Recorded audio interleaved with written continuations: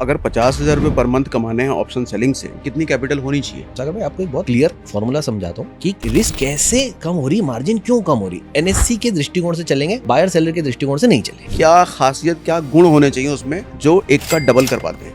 आज India IT hub के रूप में पहचाना जाता है, कोई डाउट? 100% सबसे ज्यादा हम एक्सपोर्ट करते हैं आईटी राइट। सर्विसेज। रिसर्च के रूप में क्यों नहीं? 100% आपकी बात से मैं एग्री करता हूँ। मैं यही बात मेरे को खलती है कि एक बच्चा टैलेंटेड, उसको अकल है, उसको इच्छा है, उसको करने का क्षमता है। ऐसा भी नहीं कि आपके पास पैसे नहीं है, आपके पास पैसे भी हैं, लेकिन फिर भी उसको मना कर दिया जाता है कि यार तू मत कर, यार शेयर बाजार में मत। ट्रेंड बदल रहा है, आज स्टॉक मार्केट के लिए अवेयरनेस बढ़ रही है, लोग ज्यादा आ रहे हैं। यूट्यूब इन्फ्लुएंसर्स का ज्यादा रोल है इसमें? अगर हम इस फोकस को ध्यान में रख के ट्रेड करते हैं तो हमारे लिए लाइन आसान हो जाती चुनना। अब आम पब्लिक की रिक्वायरमेंट्स की बात करें कि आज जब नया यूथ नौकरी वगैरह ढूंढ रहा है तो उसके लिए एक करियर ऑप्शन ट्रेडिंग भी है ऐसा? तो शेयर बाजार को सिर्फ ये देखना, मेगा ट्रेडिंग ही करना है, छोटा दृष्टिकोण। सही दृष्टिकोण क्या होगा? क्रिप्टो भारत में लीगल होने जा रहा है।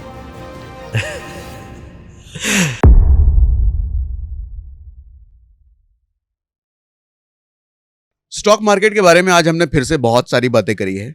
ऑप्शन ट्रेडिंग, ऑप्शन बाइंग और ऑप्शन सेलिंग, कैसे ऑप्शन बाइंग में लोग फंसते हैं या ऑप्शन बाइंग बेहतर तरीके से कैसे किया जाए, ऑप्शन सेलिंग और ऑप्शन बाइंग के दोनों के कॉन्सिक्वेंसेस क्या क्या हैं, क्रिप्टो के हमने बारे में बात करा है, प्लस एक बहुत बड़ी दिवाली गिफ्ट जो सेबी अपने को देने वाली है उसके बारे में चलो पूरे पॉडकास्ट में ही आपको समझ में आ जाएगा। चलो हिंट दे देता हूँ। ऑप्शन ट्रेडिंग में ऑप्शन बाइंग जो लोग करते हैं और अपना नुकसान वो लोग करते हैं, उनके पास म्यूचुअल फंड जैसी कोई चीज़ आने वाली है। डिटेल नहीं बता रहा हूँ कि डिटेल आप पॉडकास्ट में देख लेना। और ये सारा डिस्कशन हमने किया है सेबी के पैनल पर काम कर रहे सीए सुमित जी के साथ। और आप समझ रहे हैं, आप सेबी के पैनल पे काम कर रहे हैं तो इनके पास बहुत सारी इन्फॉर्मेशन होगी। वो सारी इन्फॉर्मेशन इन्होंने आज हमारे साथ, आपके साथ शेयर करी है। तो पूरा पॉडकास्ट देखिए, बहुत कुछ सीखने को मिलेगा आपको। तो सुमित जी, पहले मेरे को ये बताओ कि ये ऑप्शन सेलिंग और ऑप्शन बाइंग, नया आदमी जब आता है तो ऑप्शन बाइंग में कम इन्वेस्टमेंट है, वो ट्रेडिंग चालू कर देता है, लेकिन जैसे जैसे आदमी पुराना होता चला जाता है वो ऑप्शन सेलिंग की तरफ भागता है जी। और हमने ये भी देखा कि जिनके पास मोटा पैसा है वो ऑप्शन सेलिंग करते हैं, बाइंग नहीं करते हैं जी। तो मेरे को थोड़ा सा विस्तार से ये समझाओ कि क्यों ऑप्शन बाइंग, क्यों ऑप्शन सेलिंग, किन लोगों को ऑप्शन बाइंग करनी चाहिए, किन लोगों को सेलिंग करनी चाहिए, और क्या ऐसा है कि ऑप्शन बाइंग बिल्कुल ही बुरा है, ना करें, सेलिंग ही करना चाहिए? आप मुझे पूरा डिटेल में समझाओ ये। तो सागर भाई, मैं इसको ना बिल्कुल एक ऐसा शुरुआत करता हूँ कि अगर मेरे को शेयर बाजार में नया हूँ और मुझे पैसा बनाना है, सबसे इजी क्या है? सबसे इजी है कि वो कोई भी अच्छा सा इंडेक्स फंड खरीदे, इंडेक्स ETF खरीदे और बाय करके होल्ड कर ले। सबसे सरल। ठीक है। इसका सेकंड स्टेप क्या है? इसका सेकंड स्टेप है वो शेयर चुनना सीख जाए कि यार मैं इंडेक्स नहीं खरीदूंगा, मैं वो शेयर खरीदूंगा जो भागने वाला है। मैं सबको क्यों खरीदूं, तो भागने वाला खरीदूंगा। सेकंड स्टेप वो एडवांस्ड हो गया तो इस लेवल पे आएगा। थर्ड लेवल पता है क्या है? Option selling. और फोर्थ लेवल है ऑप्शन बाइंग। अच्छा, सरलता की भाषा में बात कर रहा हूं मैं कि सरल सबसे क्या है प्रॉफिट कमाने के लिए, तो सबसे सरल क्या है? इंडेक्स फंड में बाइंग करना। ठीक है। ETF खरीद लिया उसने, निफ्टी खरीद लिया, स्मॉल कैप निफ्टी खरीद लिया, जो भी उसको चला। सेकंड नंबर पे क्या? उसने शेयर चुन लिया, भाई मेरे को लगता है HDFC बैंक भागे, HDFC बैंक खरीद लिया। तीसरे नंबर पे आता है ऑप्शन सेलिंग, सरलता की दृष्टिकोण से। और चौथे नंबर पे आता है ऑप्शन बाइंग। तो ऑप्शन बाइंग जो है सबसे डिफिकल्ट है पैसा कमाने के लिए, लेकिन अगर आप उस स्टेज तक पहुंच गए तो वो रिटर्न भी वैसा देगा। लेकिन ज्यादातर लोग सबसे पहले स्टेप में घुसते हैं। सबसे बड़ी गलती यही है, स्टार्ट सबसे डिफिकल्ट से करते हैं और फिर सबसे पहले गाली देते हैं कि स्टॉक मार्केट बुरा है, और आखिर तक आदमी इंडेक्स फंड में जाकर के सेट हो जाता है। कि यही प्रोसेस एक्चुअली उसको शुरू करनी थी इंडेक्स फंड से, और उसने शुरू करी सबसे डिफिकल्ट से, मतलब ऑप्शन बाइंग से। मैंने एक एग्जांपल लिया जिसपे मैंने बताया कि यार एक व्यक्ति है जो ऑप्शन बाइंग करने आता है तो वो 1500, 2000, 2500 रुपए लगाता है और बाइंग कर बैठता है। ऑप्शन राइटिंग करने वाला व्यक्ति है, इंडेक्स ऑप्शन बेचना है, अगर बिना हेज किए बेचेगा तो 1.5 से 2 लाख रुपया उसको मिनिमम इन्वेस्टमेंट करना है। मैं जितने भी ट्रेडर्स को जानता हूं, जितने भी स्मार्ट ट्रेडर्स हैं, उनमें से कोई भी व्यक्ति नेकेड ऑप्शन कभी नहीं बेचता। नेकेड ऑप्शन मतलब कोई भी एक अकेला ऑप्शन कभी नहीं बेचता, वो हमेशा उसको हेज करता है, मतलब कोई ना कोई out of money option buy करता है। कारण है उससे उसका मार्जिन कम हो जाता है। रिस्क कम हो जाती है तो एक दूसरी बात है, उसका मार्जिन कम हो जाता है, इन्वेस्टमेंट घट जाता है। इन्वेस्टमेंट घट जाता है। तो जहां मेरे 2 लाख रुपए एक लॉट को बेचने के लग रहे थे, वहीं मेरे 50,000, 45,000 में काम हो जाता है। अब जो व्यक्ति 45,000 रुपए लगा रहा है उसको चाहिए कि मेरे को 45,000 पे 1,000 रुपए मिल जाए, ठीक है, हाँ हाँ राइट। तो 50,000 रुपए लगा के वो ये ऑप्शन बायर के 1,500 रुपए 1,000 रुपए छीनना है, और ये ऑप्शन बायर जो है वो ये 1,500 रुपए लगा के उससे 50,000 रुपए में से पैसा कमा लिया। तो पैसे वाला व्यक्ति तो सेलर है, और वो सेलर इसलिए क्योंकि वो एक कंफर्टेबल ट्रेड चाहता है, वो एक्टिव ट्रेड नहीं चाहता कि मैं लगातार लगा रहूं, सुबह से शाम तक करता रहूं। हालांकि एक्टिव ट्रेडिंग बहुत अच्छी है ऑप्शन सेलिंग में, लेकिन वो कंफर्टेबल ट्रेड चाहता है, मतलब मैंने लगा दिया, आराम से बैठा हूं, आता रहेगा पैसा। तो अगर आपके पास पैसा है तो आपके लिए ऑप्शन सेलिंग बहुत अच्छी है। अब डिटेल में इसको शेयर करता हूँ ऑप्शन बायर के दृष्टिकोण से, ऑप्शन सेलर के। ऑप्शन बायर को 5-7 चीजें मैनेज करनी है। जैसे सबसे पहले उसको, वो सपोज 20,000 रुपए लेके आया, उसने बोला यार मेरे को 20,000 रुपए खरीदना है, पर सारा पैसा एक में लगा था, 5-7 हज़ार की कोई कॉल खरीद लेता, तो by default out of money खरीदनी पड़ेगी, सस्ती तो वही मिलनी है। अब उसने वो वाली कॉल खरीदी, अब कॉल खरीद ली, यहाँ तक कोई परेशानी नहीं है, उसने 5,000 रुपए लगा दिए। अब वो भगवान से प्रार्थना कर रहा है ऊपर चला जा, चला भी गया, 5,000 के 8,000 9,000 हुए। अब उसके दिल में है धक धक कि ये बेच देता हूँ, नहीं तो ये पैसे वापस नहीं चले जाएंगे, चलेंगे। उसने 9,000 रुपए में इसको काट दिया सौदा, और यहाँ से ये सौदा चला गया 18,000। अब उसको क्या लग रहा है, अरे रुके रहना चाहिए था, रुके रहता तो यार आज तो पैसे मजे हो जाते। यहाँ तक भी मेरी कोई शिकायत नहीं है, ये भी चलो इमोशन है, आया चला गया, आधे घंटे बाद भूल जाएगा इंसान। यहाँ से भी वो क्या करता है, वो बोलता है यार बाजार तो अभी भी तेज लग रहा है, तो मैं क्या करता हूँ, दोबारा घुसता हूँ, फिर से घुसता हूँ। लेकिन अब वो वाली कॉल तो महंगी हो गई जिसमें मैं पहले घुसा था, तो अब किस में घुसता हूँ, अब महंगी वाली और आउट ऑफ मनी जाता हूँ, और फिर सस्ती वाली 5,000 6,000 की कॉल खरीद लेता। अब वो वहां जाके 5-6 हज़ार की कॉल फिर से खरीद लेता है, और वहां से मार्केट डाउन आता है। अब वो अपने, उसने सोचा था 5,000 तो मैंने कमा लिया, कमाया हुआ वापस लगा रहा हूँ, अब जेब से तो कुछ लगा नहीं रहा हूँ, तो ठीक है यार। उसने 5,000 रुपए लगाए और बाजार वापस नीचे आना, बोले यार एवरेजिंग कर लेते हैं। तो जो घर से 5,000 लाया था वो भी फिर से लगा दी। और ऑप्शन बायर की सबसे बड़ी परेशानी क्या हुई, उसको एग्जिट पॉइंट समझ ही नहीं आया। एंट्री पॉइंट तो उसको समझ में आ गया, मेरे को 5,000 रुपए लगाने, उसको एग्जिट पॉइंट समझ ही नहीं आया कि मेरे को 10,000 पे निकल जाना चाहिए, 20,000 पे निकल जाना चाहिए। और सागर भाई आप बताना मेरे को, एक लॉट से उसने ये काम किया है, उसके 5,000 के 10,000 हुए, और उसने देखा 20 भी हो सकते थे, देखा हुए नहीं देखा, उसके मन में पहला विचार क्या आएगा, लॉट बढ़ाते हैं, प्रॉफिट बढ़ जाएगा, प्रॉफिट बढ़ाते हैं, काश आज मैंने 10 लॉट से कर लिया, तो बस आज तो काम हो गया था। ऑप्शन सेलर के मन में कभी नहीं आ सकता। क्यों नहीं आ सकता, वो 2 लाख रुपए लेके आया, उसको मालूम है मैं 4 ही लॉट बेच पाऊंगा, इससे ज्यादा एक भी नहीं बेच सकता हूँ। तो ऑटोमेटिकली साइकोलॉजी मैनेजमेंट हो गया, सिर्फ फंड मैनेजमेंट नहीं हो गया, साइकोलॉजी मैनेजमेंट हो गया। बायर, उसको पता ही नहीं चला एग्जिट कब करना है। सेलर ने बोला यार मैंने तो 20 रुपए में बेचा है, घटेगी ज्यादा क्या हो जाएगी, 0 हो जाएगी, इससे नीचे तो जानी ही नहीं है, तो उसको मैक्सिमम प्रॉफिट पहले दिन से पता है, इसको मैक्सिमम प्रॉफिट पता ही नहीं।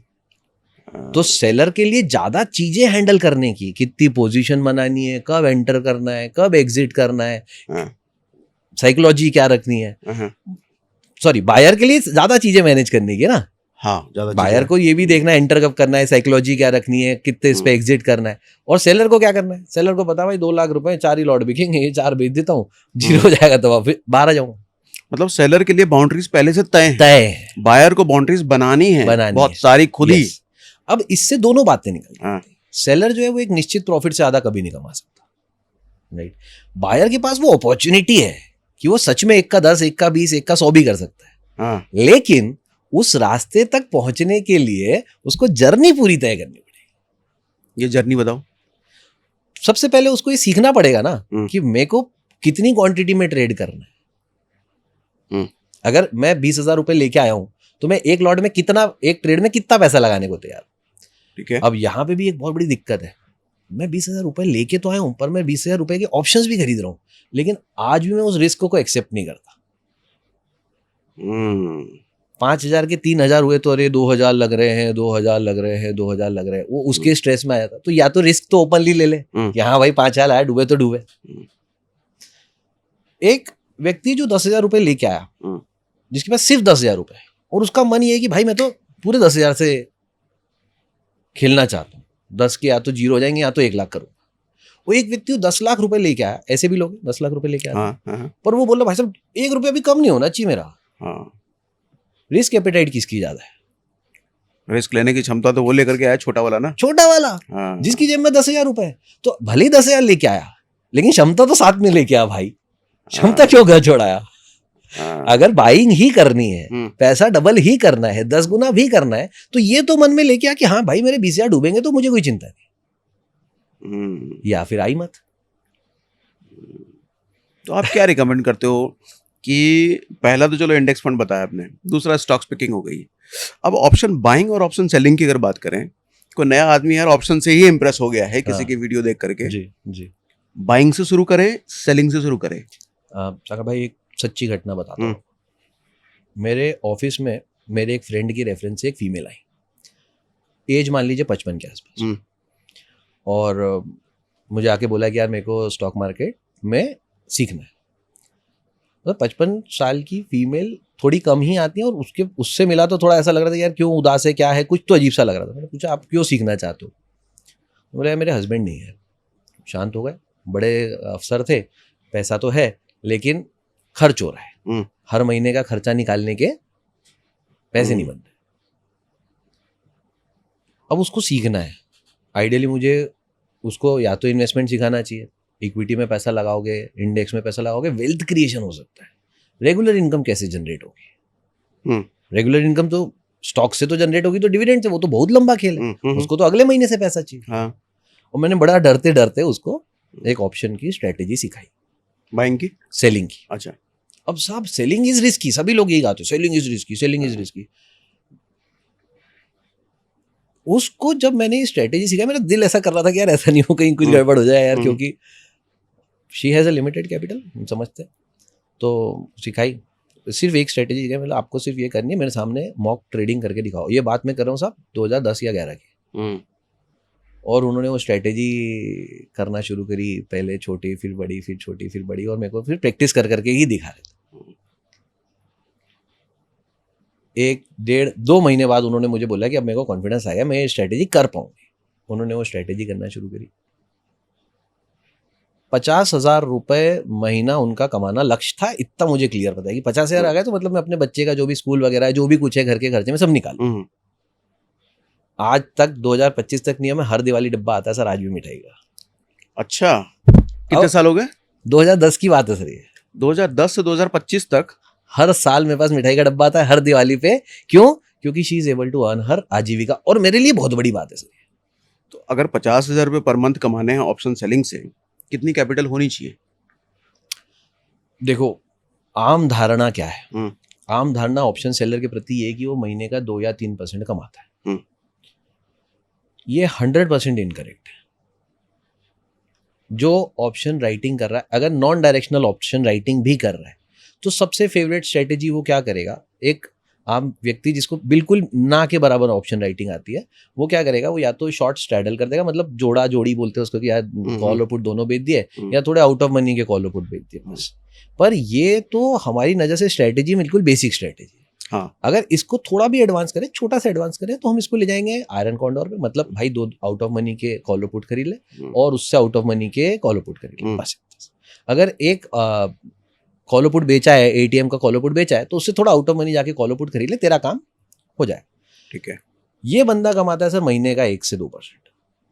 ठीक है, ये कमाता है वीक का 1 से 2%, महीने का 5 से 6%, 7% ये आराम से कमाता है। ठीक है, क्योंकि ऑप्शन इंडेक्स राइटिंग में वीकली एक्सपायरी होने के कारण इनको थीटा बहुत अच्छा मिलता है। तो ये टेक्निकल बात है और बिल्कुल सच्ची बात है कि इनको इसलिए ज्यादा रिटर्न कमाने का मौका मिल रहा है। सही का जो ट्रेडर है, जिसको सही में पैसा इसमें से बनाना है, वो दिन के 2 से 3% भी कमा रहा है, कोई बड़ी बात नहीं। और ऐसे दिन के 2 से 3% भी कमा रहा है। अब ये रिस्क फ्री नहीं है, पर अगर आप शेयर बाजार में आए और आपको रिस्क की एक्सेप्टेंस है कि हाँ भाई मेरे को एक्सेप्टेंस है, बाइंग में भी तो रिस्क है, तो मैं सेलिंग में ले रहा हूँ, तो मैं रिस्क लेके क्यों ना काम करूं? मैं सागर भाई आपको एक बहुत क्लियर फॉर्मूला समझाता हूँ कि रिस्क कैसे कम हो रही है, मार्जिन क्यों कम हो रही है। एनएससी के दृष्टिकोण से चलेंगे, बायर सेलर के दृष्टिकोण से नहीं चलेंगे। एनएससी में एक बायर है, फॉर एग्जांपल मान लेते हैं सागर भाई बायर है, मैं सेलर हूँ। सागर भाई ने बोला मैं ये 2500 रुपए लेके आया हूँ, अगर मैं हार गया तो ये 2500 रुपए गए। किसको गए? सेलर को गए, ठीक है, राइट। मेरा वादा ये कि अगर यहाँ से शेयर बढ़ गया तो जितना बढ़ेगा उतना पैसा मैं दूंगा। शेयर बढ़ गया जितना पैसा, जितना शेयर बढ़ेगा उतना पैसा मैं दूंगा। कॉल सेलर की यही रिस्क है। ठीक। कॉल बायर को फायदा क्या, बाजार बढ़ता जाएगा, उसकी कॉल की प्रीमियम बढ़ती जाएगी, जितनी बढ़ेगी उतना पैसा आपको देना, आपको मिलेगा और मुझे देना है। अब आप मेरी और आपकी बात नहीं करते, एनएससी की बात करते हैं। एनएससी आपसे तो 2,500 रुपए लेके मेरे को दे चुका, मेरी क्या गारंटी है कि कल बाजार बढ़ जाएगा और मैं पैसे दूंगा आपको। एनएससी की दृष्टिकोण से पूछ रहा हूँ, क्या गारंटी है कि कॉल सेलर पैसा देगा? वो डिपॉजिट लेगा। यहाँ आती मार्जिन की रिक्वायरमेंट।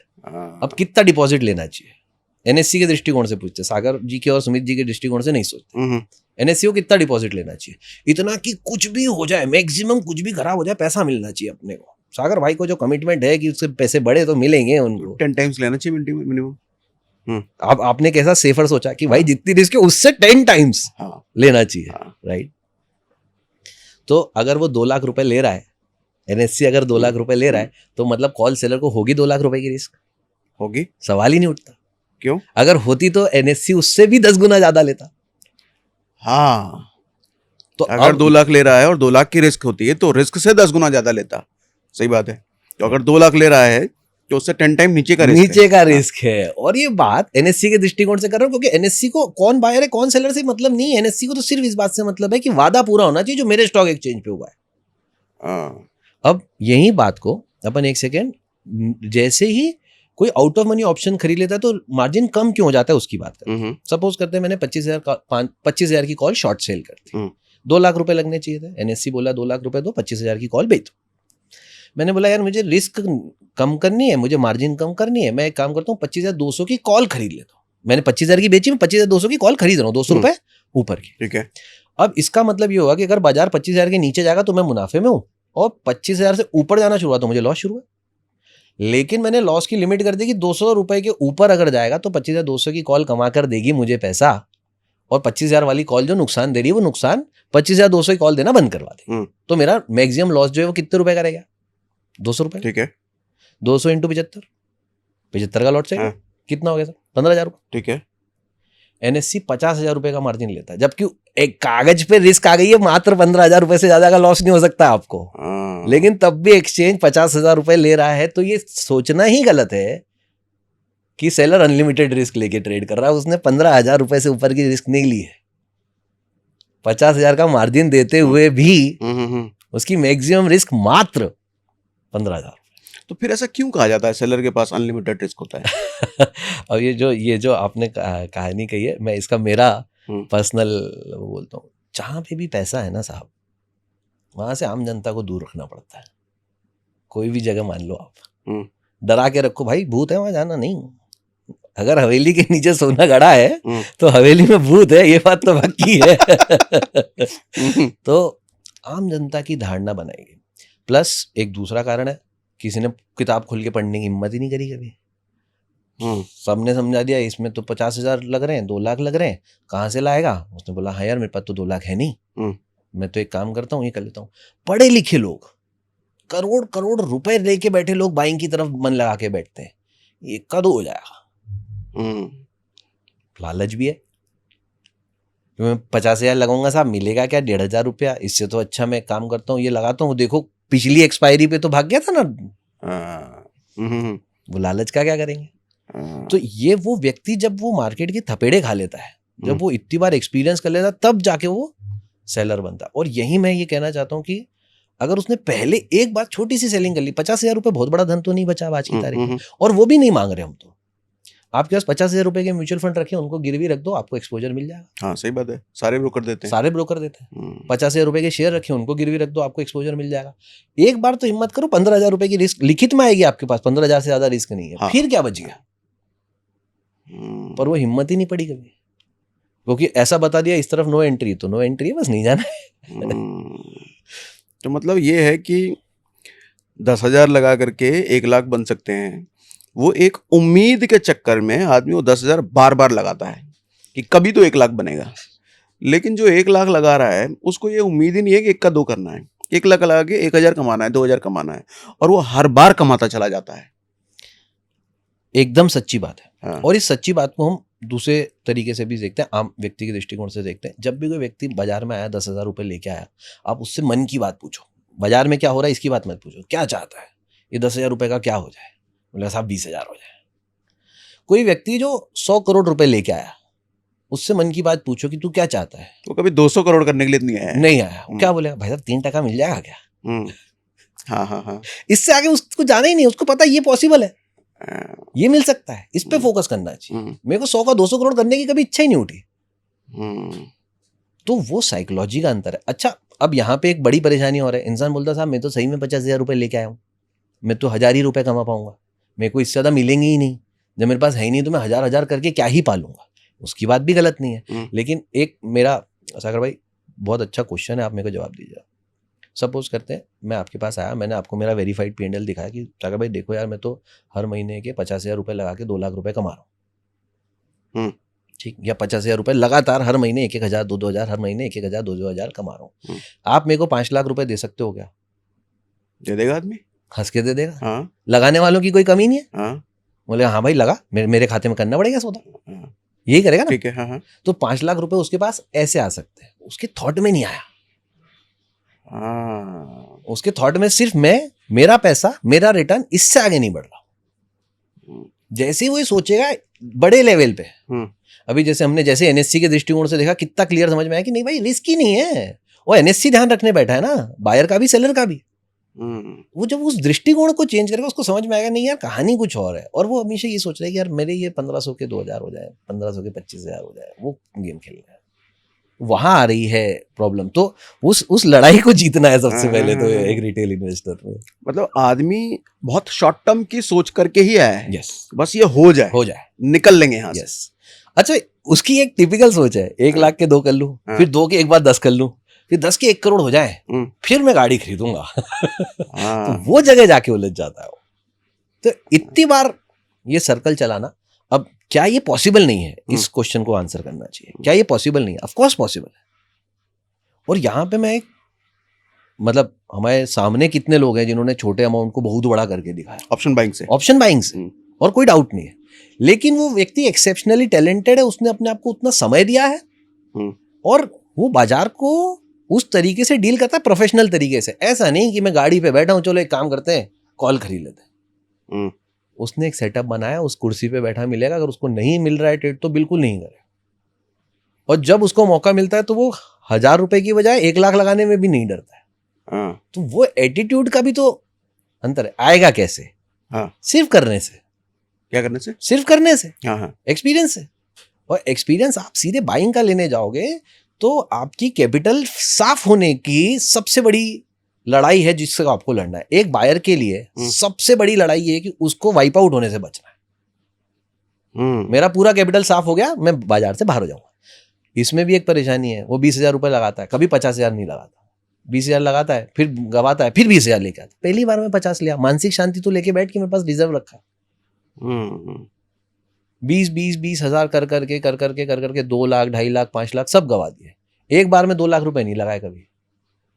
तो ऑप्शन राइटिंग में ही आ जाता, 4 लॉट बेचता।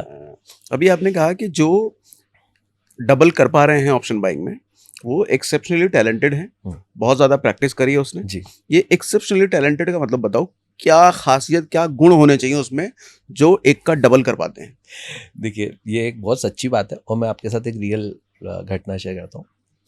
मेरे ऑफिस में एक लड़का आता है, उसका नाम सूरज बुला लेते हैं अपन उसको थोड़ी देर। सूरज एक गांव से है, मेरे इंदौर के पास में एक जगह है, गांव से है। वो आया, टेक्निकल सीखना शुरू किया, उसने बोला मेरे को टेक्निकल सीखना है। पहला दिन टेक्निकल सीखने का, ट्रेंड लाइन ड्रॉ करना सीख रहा है, चैनल लाइन ड्रॉ करना सीख रहा है, और पहले दिन वो एग्जाम्पल भेज रहा है। मैंने बोला यार क्या हो गया, पहले भी कहीं सीखा है? बोले नहीं, आपने सुना है पहली बार, मैं कर रहा हूँ। पहले दिन कैसे इतनी अच्छी ट्रेंड लाइन बन रही है, पहले दिन कैसे इतनी सुंदर चैनल लाइन बन रही है, हम देख के सरप्राइज्ड। इसको बोलेंगे sir God gift. Sachin Tendulkar को है, विराट कोहली को है, एक्टिंग का टैलेंट शाहरुख खान को है, अक्षय कुमार को। ऊपर वाले ने लिख के भेज दिया तो क्या करूं? इसको एक्सेप्शनल ऊपर वाले ने लिख के भेज दिया, ये भाई ऐसा ऐसा ट्रेड है, अपने आप बन जाएगा। अब इसको तो बन जाना चाहिए सर। अब मैं बोल रहा हूँ आपको कि एक्सेप्शनली टैलेंटेड दिख रहा है यार, कि पहले दिन उसको वो दिख रहा है, साला जो इंसान को देखने में 2 महीना 3 महीना लग जाता है, वो पहले दिन से वो लाइन ड्रॉ कर रहा है वैसे। तो आपको पता है कि यार बंदे में दम है यार। अब मैं चाह रहा हूँ कि तू इसमें आगे बढ़। क्या हुआ इसका, आप सोचेंगे, इसने अपने पापा को बोला कि पापा मेरे को शेयर बाजार में करियर बनाना है। क्या बनाना है? करियर बनाना है। हाँ। क्या हुआ? क्या हुआ? मना कर दिया। ठीक है। और मना कर दिया तो इतना बड़ा पोटेंशियल जो हमारे देश का है सर, अनयूज्ड। आज की डेट में हमारे पास सपोर्ट का एनवायरनमेंट बिल्कुल नहीं है सर। शेयर बाजार के लिए तो बिल्कुल नहीं है। मेरा आपका बच्चा सर आपको आज शाम को आके बोले पापा मुझे आईएएस बनना है। अरे वाह, मेरा बच्चा यार इतनी छोटी सी एज में इतना सोच लिया यार तूने यार। पापा मेरे को आईटी कंपनी में जाना है, तगड़ा है। वहीं आके बोले पापा मेरे को शेयर बाजार में करियर बनाना है। सागर जी का बच्चा तो फाइनेंस दुनिया में ही पैदा हुआ, उसको सब आता है। आप बिल्कुल खुशी खुशी सिखाओगे। आम आदमी के साथ क्या होता है? नहीं करेगा। मैं ये बोल रहा हूँ, ये तो कितना बड़ा पोटेंशियल का वेस्टेज है हमारे देश का। आज इंडिया आईटी हब के रूप में पहचाना जाता है, कोई डाउट? 100% सबसे ज्यादा हम एक्सपोर्ट करते हैं आईटी सर्विसेज। रिसर्च के रूप में क्यों नहीं? क्या हमारे पास टैलेंट की कमी है? हमारे पास सपोर्ट सिस्टम की कमी है। वो बच्चा जो इस बात को करने घर पहुंचा, उसको पहले दिन मना कर दिया गया कि शेयर बाजार में नहीं जाना है। इंडिया रिसर्च के रूप में, रिसर्च हब के रूप में उभर के सामने आना चाहिए। हमारे पास टैलेंट की कोई कमी नहीं है, पर जब उसको सपोर्ट की जरूरत होती है, पहला लॉस हो गया, पीठ पे पापा बोले बेटा कोई बात नहीं, बाजार है, कर लेगा तू। मैं यहाँ पे एक और इंटरेस्टिंग बात शेयर करता हूँ। अमीर लोगों के बच्चे जब आते हैं, ओल्ड मनी जिसको हम बोलते हैं, उनके पेरेंट्स अपने बच्चों को लेके आते हैं। उनकी वाइफ्स आती हैं पढ़ने के लिए कि हमको अब हमारे हस्बैंड मैनेज नहीं करेंगे, हम मैनेज करना चाहते हैं इन्वेस्टमेंट फैमिली का। हमारे बच्चे को हम शेयर बाजार सिखाना चाहते हैं, इसको रिस्क समझ में आनी चाहिए, इसको रिवॉर्ड समझ में आना चाहिए, इसको समझ में आना चाहिए कि रिटर्न कैसे कमाए जाते हैं। हर अमीर आदमी के फैमिली में आप ये ट्रेडिशन नोट करो। वहीं जहाँ ये मध्यम वर्गीय परिवार की बात आती, थोड़ा सा भी लोअर फैमिली की बात आती, वो हमेशा बोलते रिस्क नहीं लेना। और ये कितना बड़ा झटका होता है उस बच्चे के लिए जिसके पास टैलेंट है, इच्छा है, मजा आ रहा है उसको करने में। हम हमेशा बोलते हैं मजा जिसमें है वो काम करो, उसको मजा आ रहा है ये काम करने में, लेकिन आप यहाँ उसको मना कर देते हो, जबकि उसको सपोर्ट दो यार। अभी रिसेंटली हम संजीव बजाज जी के साथ बैठे थे पॉडकास्ट पे जी, बजाज फिनसर्व के, तो उन्होंने एक बात कही थी कि उनका जब बेटा 12-13 साल का हुआ तब से उन्होंने असाइनमेंट उनको देना शुरू किया है, कुछ पैसे दिए, 10 लाख रुपए, 20 लाख रुपए जो भी, और स्टॉक मार्केट में ग्रो कराने का रिस्पॉन्सिबिलिटी उनको दिया जी, और टाइम फ्रेम दिया कि इतने टाइम फ्रेम में इतना कमा के देना है, अगर तू ये करके दे देता है तो उसके लिए रिवॉर्ड रखा था। तो मतलब मैं इसलिए कह रहा हूँ कि उस लेवल का आदमी अपने 12-13 साल के बच्चों को एनकरेज कर रहा है कि जा इधर कुछ करके लेके आ, तो मैं समझूं तू किसी काबिल है। बट मिडिल क्लास में इसका जस्ट उल्टा होता है कि 15,000 की नौकरी ले ले, शेयर बाजार में बिल्कुल मत जाना। 15,000 की नौकरी ज्यादा अच्छी है, शेयर बाजार नहीं। 100% आपकी बात से मैं एग्री करता हूँ। मैं यही बात मेरे को खलती है कि एक बच्चा टैलेंटेड, उसको अकल है, उसको इच्छा है, उसको करने का क्षमता है। ऐसा भी नहीं कि आपके पास पैसे नहीं है, आपके पास पैसे भी हैं, लेकिन फिर भी उसको मना कर दिया जाता है कि यार तू मत कर यार, शेयर बाजार में मत जा, जबकि पोटेंशियल है उसके पास। तो और इसमें गलती किसकी है? ऐसा क्यों हुआ है? ये माहौल बना क्यों है? ये बड़ी और ये सुधरेगा कैसे? बहुत ही अच्छी, दोनों बातें बहुत अच्छी। सबसे पहले तो मैं ये बोलना चाहता हूँ सर कि हमारी एक जनरेशन पीछे चलते हैं, आपकी मेरी जनरेशन से नहीं, एक जनरेशन पीछे चलते हैं। हमारे पापा लोगों ने स्ट्रगल देखा, हमेशा स्टोरी सुनाते हैं, बेटा हम साइकिल से वहां जाते थे, ये करते थे, राइट। हमने वो स्ट्रगल देखा क्या? वो वाला तो नहीं देखा, वो नहीं देखा, कभी नहीं देखा। हमारे बच्चे वो देखेंगे क्या? नहीं, सवाल ही नहीं उठता। अब ये जो हमारी जनरेशनल वेल्थ क्रिएट हुई है, जिससे अब उसको वो स्ट्रगल देखने की जरूरत नहीं है, वो उस जगह से आगे बढ़ना चाहता है कि भाई देखो मेरे पिताजी को रोटी कपड़ा मकान की चिंता थी, उनको उसके लिए मेहनत करनी थी। अगर मेरे घर पे छत नहीं है, सर पे छत नहीं है, तो मैं बोलूंगा निवेश निवेश नहीं, छत ढूंढ, राइट। अब मेरे सर पे छत है, पर मेरी 50 साल की जीवन में मेरा पूरा जीवन यही सोचने में निकल गया पैसा रिस्क पे नहीं लेना है। 51वें साल में मैं रातों रात बदल जाऊंगा? नहीं, बदल ही नहीं सकता। तो उसके पिताजी गलत नहीं है, ये नहीं मैं बोल रहा हूँ कि यार उसके पिताजी गलत हैं, उसने क्योंकि उन्होंने अपने दृष्टिकोण से जिंदगी देखी। लेकिन आज ये बात समझने की जरूरत है कि हमने जब ये प्लेटफॉर्म बना दिया तो मेरा बच्चा इसको आगे ले जाए ना, उसको भी यही स्ट्रगल थोड़ी करनी है।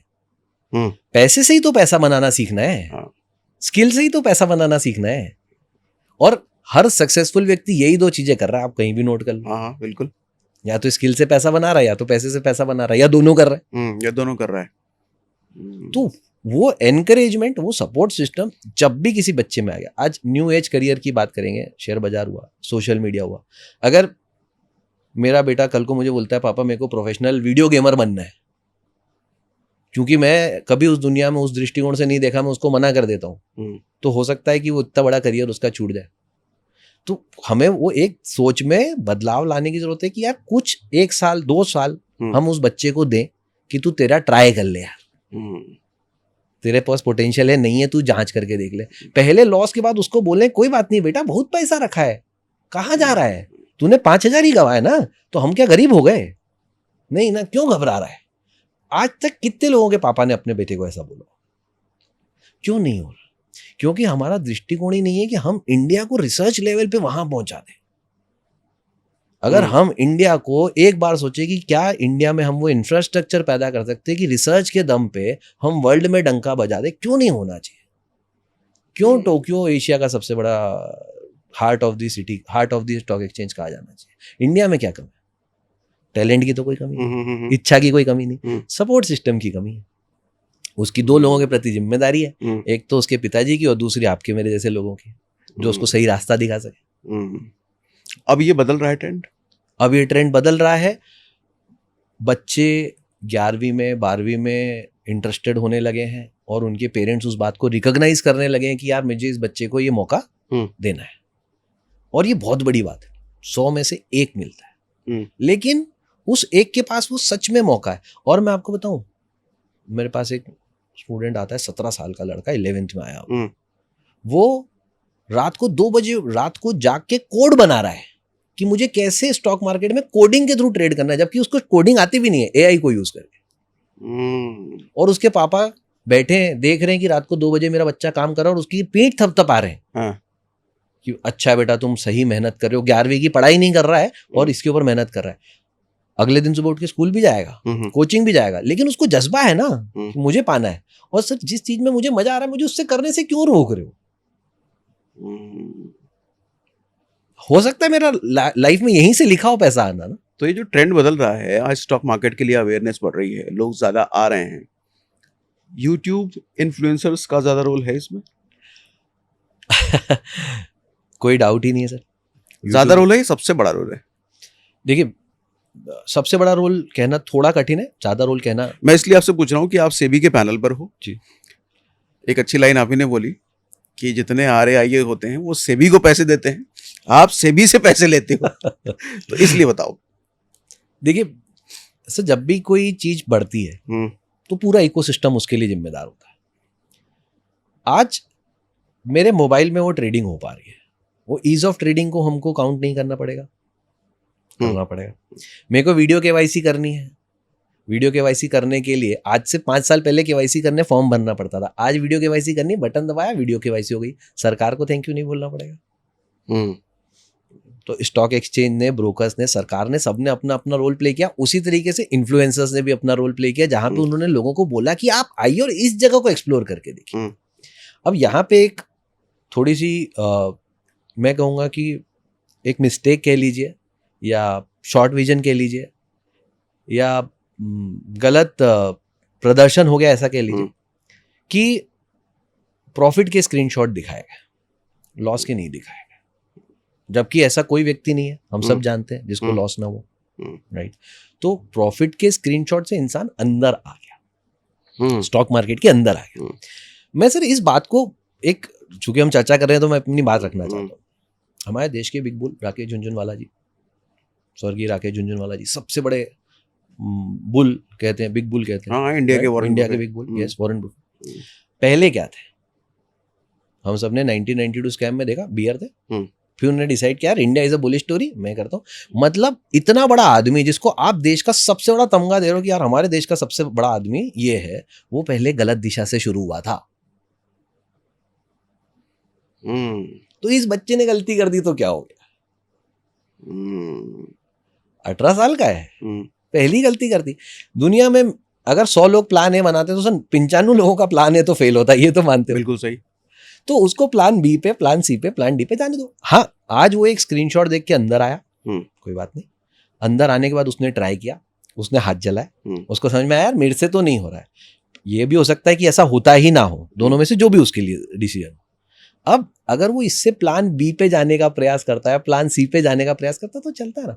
हमारे साथ परेशानी क्या है सर, रितेश अग्रवाल जी हैं, ओयो के फाउंडर, हम सब उनकी तारीफ करते हैं, यार क्या बंदा है, 17 साल का बंदा, सक्सेस स्टोरी हो जाने के बाद तारीफ क्यों करनी, एफर्ट के टाइम पे क्यों नहीं तारीफ कर सकते आप उसकी, कि तू एफर्ट कर रहा है यार बेटा, सही जा रहा है, कर तो सही। एफर्ट को अप्रिशिएट नहीं किया, एफर्ट को अप्रिशिएट नहीं किया, सक्सेस हो जाने के बाद बोलना कि नहीं ये तो बहुत तगड़ा बंदा, जबकि जरूरत तो तब है ना जब वो मेहनत कर रहा है, जब वो अपने आप से स्ट्रगल कर रहा है, रोज सुबह अपने आप से पूछ रहा है यार शेयर बाजार छोड़ दूं क्या, अपने से तो नहीं बन रहा है यार।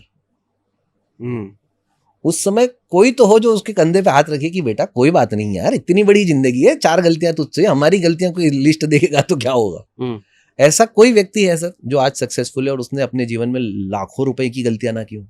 बिना गलती के हो ही नहीं सकता, हो ही नहीं सकता। तो उस गलती की उसको सपोर्ट मिल जाए, उस गलती पे उसको सहारा मिल जाए, उस गलती पे उसको अप्रिसिएशन मिल जाए कि बेटा तूने ये गलती कर लिया, अरे वाह यहाँ तक तो पहुंचा, चल अब नेक्स्ट ढूंढ। 10, 15, 20, 25 गलतियां करे और उससे हर बार सीखता हुआ चले तो कहानी बन जाएगी। तो आपकी बातों से मेरे को ये लग रहा है कि आप इस चीज़ के फेवर में हो कि आज जब नया यूथ नौकरी वगैरह ढूंढ रहा है तो उसके लिए एक करियर ऑप्शन ट्रेडिंग भी है ऐसा? ट्रेडिंग भी है और उससे बढ़कर रिसर्च भी है। मैं रिसर्च को बहुत ज्यादा हाईली प्रमोट करता हूँ। रिसर्च को थोड़ा एक्सप्लेन कीजिए। देखिए, रिसर्च हमारे लिए, मेरे लिए 3 तरह से रिसर्च कर सकता हूं मैं, टेक्निकल एनालिसिस के थ्रू, फंडामेंटल एनालिसिस के थ्रू, ऑप्शन एनालिसिस के थ्रू। जिस व्यक्ति को ऑप्शन में ट्रेडिंग करना है एग्रेसिवली, उसको ऑप्शन एनालिसिस करना चाहिए। जिसको इक्विटी में शॉर्ट टर्म ट्रेडिंग करना है उसको टेक्निकल पे फोकस करना चाहिए। जिसको लॉन्ग टर्म वेल्थ क्रिएशन कर रहा है उसको फंडामेंटल एनालिसिस पे फोकस करना चाहिए। अगर हम इस फोकस को ध्यान में रख के ट्रेड करते हैं तो हमारे लिए लाइन आसान हो जाती है चुनना। अब आम पब्लिक की रिक्वायरमेंट्स की बात करते हैं। मेरे को पिज्जा खाना है, आप बोल रहे हो सलाद हेल्दी है, मेरे को समझ ही नहीं आ रही आपकी बात, मुझे पिज्जा खाना है, पिज्जा खिलाओ, राइट। आम व्यक्ति आज इंट्राडे ट्रेड करना चाहता है, ऑप्शंस में ट्रेड करना चाहता है। हमने क्या बोला, हमने बोला गलत है गलत है गलत है, ये नहीं करना है। हमने उसको बोला हम नहीं बताएंगे। गलती आपकी भी तो है, क्यों नहीं है? उसको सिखाओ ना ट्रेड करके, कैसे ट्रेड करते हैं। क्या कोई नहीं कमा रहा? कमा रहे। तो उसको, अगर उसको हिम्मत आ गई है ट्रेड करने की तो उसको रास्ता तो दो। तो सपोज करते हैं सर, एक बिहार से लड़का आज आपको फ़ोन करता है कि यार वीर जी मेरे पास ये ट्रेड आ गए हैं, आप मेरे कहने से एक बार देखेंगे क्या? आपने बोला हाँ चल भेज दे, देख लेता हूँ। अगर उसके ट्रेड से मुनाफा होने लगता है, क्या उसको पैसे लेने का अधिकार नहीं है? बिल्कुल है। ये रिसर्च का काम है। और रिसर्च का काम हर उस व्यक्ति को सोचना चाहिए जिसके पास आज करियर उसने फाइनल नहीं किया है। क्योंकि as a research analyst scope बहुत बड़ा है। कैसे बड़ा है? मेरे पास पैसा नहीं है सर, तो मेरे पास अकल है। मैं इस अकल को, अपनी मेहनत को एक अच्छे ट्रेड के फॉर्मेट में सागर भाई के पास ले जा सकता हूँ। सागर भाई आप देखो, आपको अच्छा लगे तो पैसा लगा। सागर भाई ने बोला यार बड़ी मेहनत करके लाया तू, 10 पन्नों की रिपोर्ट बना के लाया यार। आपने पूरी रिपोर्ट पढ़ी, आपने बोला बिल्कुल बढ़िया यार, मैं लगाता हूँ पैसे। मैं बोल रहा हूँ सागर भाई पैसे लगाने से इसके मेरे को एक 5,000 रुपये दे दोगे अगर रिपोर्ट के? आपने बोला ठीक, ले जा। अगली बार जब बनाएगा मेरे पास लाके आना, कौन सी रिपोर्ट बनाएगा 5,000 की। आप दोगे नहीं दोगे? बिल्कुल देंगे। तो ये रिसर्च ही तो है।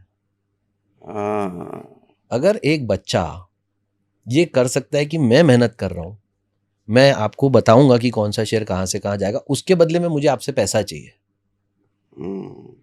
ठीक है, ज़्यादा मत दो, 5,000 रुपये दो, 5,000 रुपये महीना मत दो, 5,000 रुपये साल दो।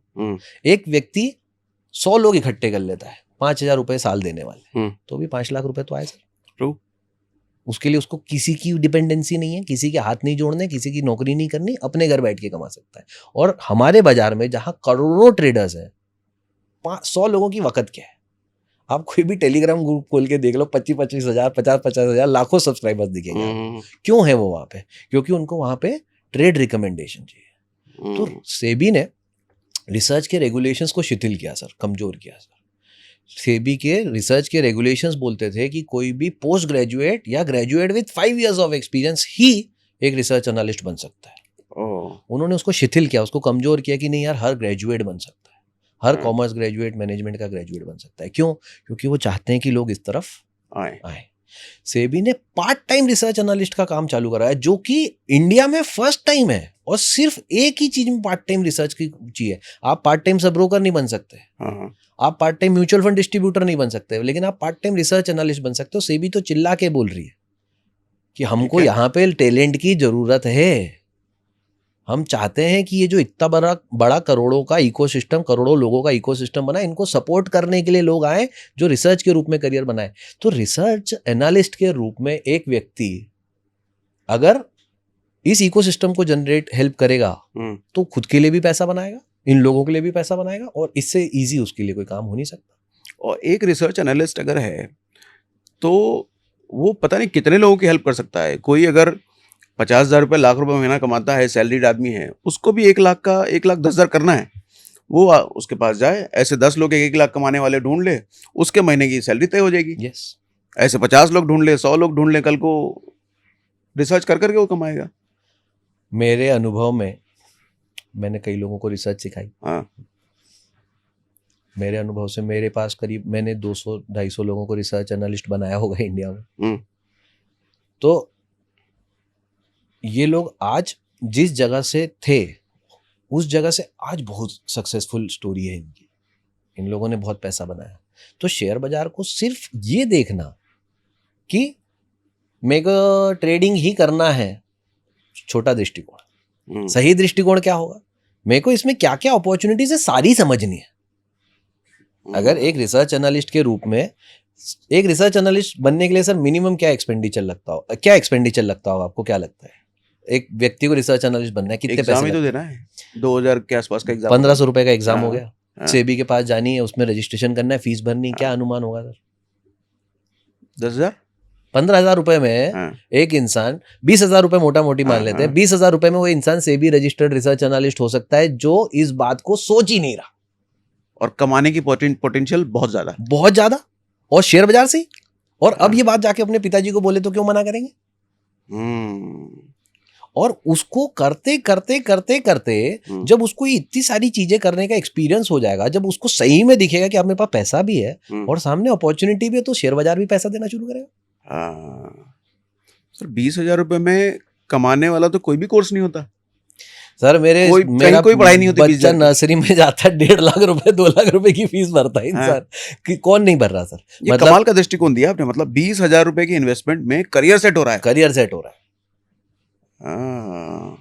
और इस करियर की वर्ल्ड ओवर डिमांड है। सिर्फ इंडिया तक क्यों सीमित रहना है? अभी तो इंडिया ही नहीं सोच पा रहे लोग। मैं तो बोल रहा हूँ इंडिया तक क्यों सीमित होना है? आज की तारीख में क्रिप्टो का लोगों को बड़ा रुझान है, आपके नॉलेज में ही। मैं आपको बिटकॉइन का ट्रेड बताऊंगा जी, आपको, चलो सागर जी को नहीं बताता हूँ। मैं यूएस में कोई एक मार्क है उसको सुनाता हूँ। क्या दिक्कत है? क्या दिक्कत है? मैं यहाँ बैठ के उसको वो ट्रेड सुना सकता हूँ। कोई रेगुलेटरी बॉडी आज ये बात मना नहीं करती, ना इंडिया की ना यूएस की। क्यों नहीं कर रहे? तो हम एक सीमित दृष्टिकोण पे आ गए कि हमें तो सिर्फ ट्रेडिंग करके पैसा बनाना है जी, यहीं से बनता है। यहाँ पे जरूर मैं इन्फ्लुएंसर से एक शिकायत कर सकता हूँ कि भाई ये वाली दृष्टि भी दिखानी चाहिए थी तुझे लोगों को। ये भी दिखानी चाहिए। यस। मैं एक चीज तो और बड़ा खराब है, कई इंस्टाग्राम आप रील देखो, मैंने वीडियो भी करा था रिसेंटली, वो कुछ ज्यादा ही खराब है जी। नोटों की गड्डियां लेकर के बैठेंगे, रील बनाएंगे। ये सब ट्रेडिंग से कमाई है। मैंने पूछा कौन सा स्टॉक ब्रोकर कैश में पैसा देता है? इतनी गड्डियां लेकर के बैठा आदमी रील बना रहा है कि मैंने ट्रेडिंग से कमाया है जी। ये गलत इन्फ्लुएंस है। 100% सही कह रहे हैं आप। लेकिन मेरा इनपुट ये है, अब जागृत हो रही है लोग। अब जो इन्फ्लुएंसर सिर्फ ये दिखा के अपना व्यूअरशिप गेन कर रहे थे, अब उन लोगों का समय जाता जा रहा है। ऑडियंस हो गई है समझदार। अब इंसान को समझ में आ रहा है कि यार ये तो खाली बोल रहा है, हमको काम की चीज नहीं दे रहा है। अब वैल्यू ड्रिवन हो गया है सर मार्केट। कौन लेकिन फिर भी नया आदमी जो आज ट्रेडिंग के पहली बार वीडियो देख रहा है, उसके सामने ऐसे नोटों की गड्डियां वाला वीडियो आ गया, वो तो इन्फ्लुएंस हो जाएगा ना। किसकी जिम्मेदारी बनती है सर? किस की जिम्मेदारी बनती है? सबसे पहली डायरेक्टली सेबी की, ओके। नेक्स्ट इन्फ्लुएंसर की। थर्ड उस प्लेटफॉर्म की जहां पे ये हो रहा है। प्लेटफॉर्म तो नहीं रुकेगा। इंस्टाग्राम जैसे प्लेटफॉर्म आज क्या ही रोकेंगे, वो सब कुछ ही प्रमोट कर रहा है वो तो। पर आप नोट कीजिए, सारे इन्फ्लुएंसर्स, बड़े इन्फ्लुएंसर्स के यूट्यूब चैनल्स के ऊपर स्ट्राइक आना शुरू हो गई। गलत बोल रहे हो तो हम बंद करेंगे। हाँ। तो जिम्मेदारी का एहसास है। हाँ। धीरे धीरे उसके ऊपर एक्शन हो रहा है और सिर्फ कड़क होगा, इस बात में कोई डाउट नहीं है। हाँ।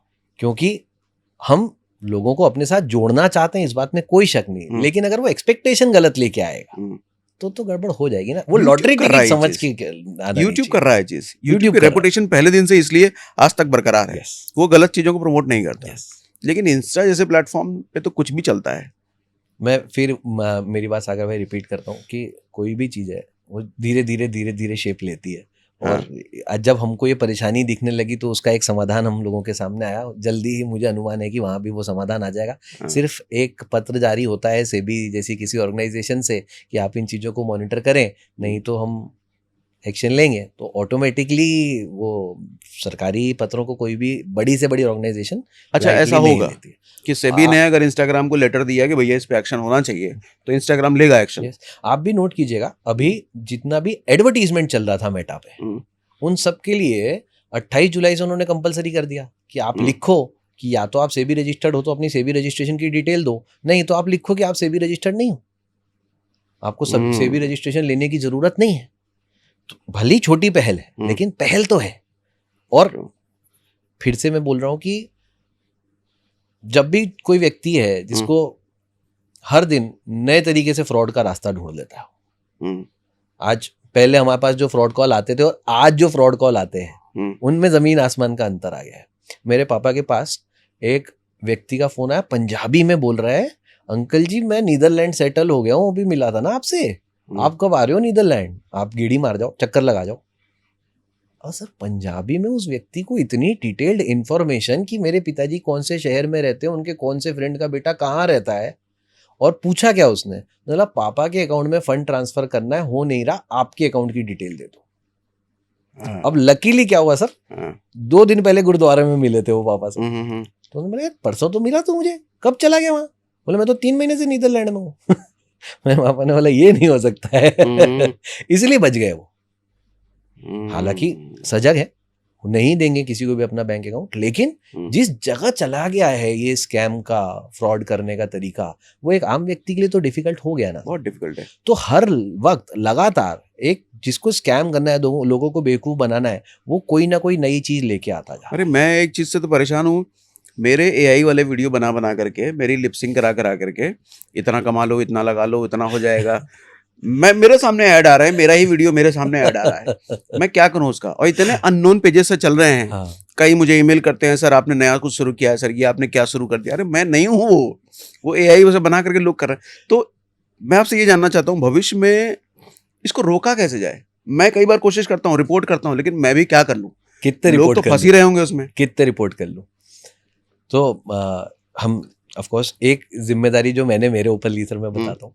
हमारे साथ सेम हुआ, हमारा कोई व्हाट्सएप चैनल नहीं था, कोई टेलीग्राम चैनल नहीं था, लोगों ने हमारे नाम से टेलीग्राम चैनल, व्हाट्सएप चैनल बना दिया और उस पर प्रमोट कर रहे हैं कि हम ये टिप्स देते हैं, 15,000 की, 5,000 की एल्गो बेचते हैं, जो भी। हम तो टिप्स वगैरह कुछ बेचते नहीं सर, हमारा कोई इंटरेस्ट नहीं। कोर्सेस पढ़ाते थे वो भी बंद कर दिए। तो हमने ये किया सर कि हमने दोनों के ऑफिशियल चैनल बना लिए और उनको हाईलाइट कर दिया कि भाई this is our official channel, इसके अलावा किसी का वो आप ना पढ़े। पर यस, अब जब भी हमारे किसी को भी ऐसा कुछ गलत नजर आता है तो हम उसको इमीडिएट बेसिस पे रिपोर्ट करने की मेहनत करते हैं। पर जैसे जैसे परेशानी आती वैसे वैसे समाधान आते हैं। मुझे पूरा अनुमान है कि ये समाधान भी जल्दी ही आएगा, जब ये प्लेटफॉर्म्स खुद ही अपने लिए ये रास्ता बनाएंगे कि यार ये वेरीफाइड है, इसके नाम का दूसरी चीज नहीं बना हुआ यार। अच्छा, बात हम सेबी की कर रहे हैं तो एक चीज मुझे बताओ, अभी जो है ऑप्शन बायर्स के लिए रूल बदले हैं। कैपिटल ज़्यादा चाहिए भैया आपको ऑप्शन बाइंग करने के लिए। पहले 2-4-5 हज़ार में भी हो जाती थी, अब मिनिमम 25,000 तो लेकर के ही आओ जी। ये हुआ है ऑप्शन बायर्स कम करने के लिए, रिटेल ऑप्शन बाइंग कम करने के लिए। तो क्या यही तरीका था, ये सही तरीका है? इससे बेहतर कुछ और तरीका हो सकता था? देखिए, मैं ना एक छोटे से एग्जाम्पल से शुरू करता हूँ। जब भी हमें किसी चीज की परेशानी आती तब हम उसका समाधान ढूंढने निकलते हैं। अगर मैं सुबह उठाऊं पैर दुख रहा है तभी दवा लगाऊंगा ना, नहीं दुख रहा तो क्यों दवा लगाऊं। अब अगर किसी को परेशानी आती है तो समाधान ढूंढा जाता है। मैं इसका एग्जांपल लेना चाहता हूँ म्यूचुअल फंड। जब इंसान इक्विटी में लॉसेस कर रहा था, इक्विटी में लॉसेस, फ्यूचर ऑप्शन की बात नहीं कर रहा हूँ, इक्विटी में लॉसेस कर रहा था, फिर सेबी ने बोला यार आम आदमी पैसा नहीं बना पा रहा है, काम करो यार उसको कोई प्रोफेशनल व्यक्ति दो। तो उन्होंने म्यूचुअल फंड बनाया जहाँ पे आप 200-500 रुपए लगा के और अपना पैसा जो है शेयर बाजार में लगा सकते हो। आज की भी परिस्थिति ये है कि वही व्यक्ति स्टॉक मार्केट से लॉस में लेकिन म्यूचुअल फंड से प्रॉफिट में। क्यों? क्योंकि एक प्रोफेशनल मैनेजमेंट आ गया जिसको पता है यार कब धैर्य रखना है, कब पैसा लगाना है, कब रोक के रखना है। सिंपल सा फॉर्मूला है। सेम काम सेबी ने इस बार F&O के लॉसेस करने वाले लोगों के लिए कर लिया। अभी आज की डेट में सबसे ज्यादा लॉस किस में हो रहा है? F&O बायर्स को, ऑप्शन बायर्स को। 93% लोग लॉस में। सेबी ने इतनी बड़ी परेशानी का एक सिंपल सॉल्यूशन निकाल दिया जिसका नाम है स्पेशलाइज्ड इन्वेस्टमेंट फंड, SIF।